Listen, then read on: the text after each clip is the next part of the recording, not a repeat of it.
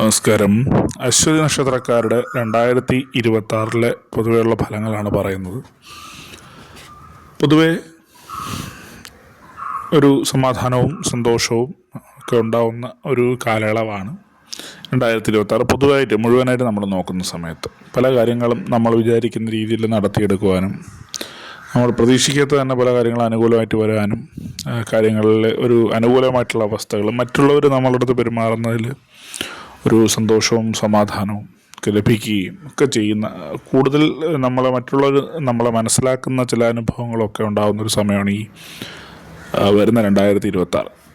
അതിനോടൊപ്പം നമുക്ക് പല കാര്യങ്ങളും നമ്മുടെ ആഗ്രഹം അനുസരിച്ച് അതൊക്കെ നടത്തിയെടുക്കുവാനും ഒക്കെ അതിന് അനുഭവം ഉണ്ടാവും, ഇത്തരത്തിലുള്ള അനുഭവങ്ങളുണ്ടാവും.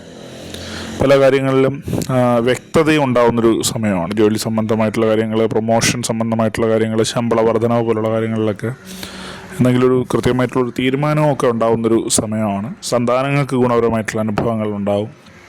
നിർമ്മാണ പ്രവർത്തനങ്ങൾ പലതും പൂർത്തിയാക്കാനൊക്കെ സാധിക്കുന്നൊരു കാലയളവ് കൂടിയാണ്.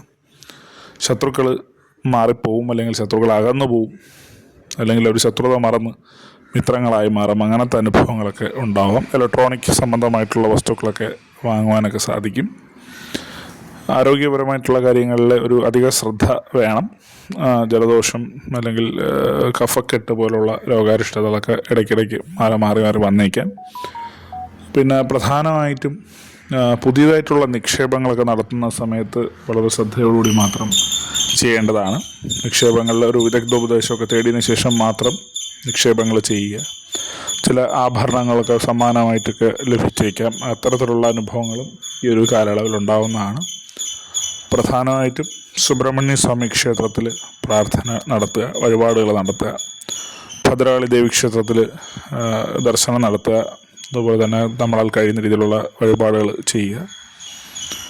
ശ്രീകൃഷ്ണസ്വാമി ക്ഷേത്രത്തിൽ പാൽപ്പായസം വഴിപാട്, തുളസിഹാരമൊക്കെ സമർപ്പിക്കുക എന്നിവയൊക്കെ ചെയ്യുന്നത് ദോഷഫലങ്ങളൊക്കെ കുറച്ച് നല്ല അനുഭവങ്ങൾ ഉണ്ടാക്കുന്നതായിട്ട് കാണാനായിട്ട് സാധിക്കും. ഈശ്വര വിചാരം വേണം. നല്ല ദിവസം ആശംസിക്കുന്നു. നന്ദി.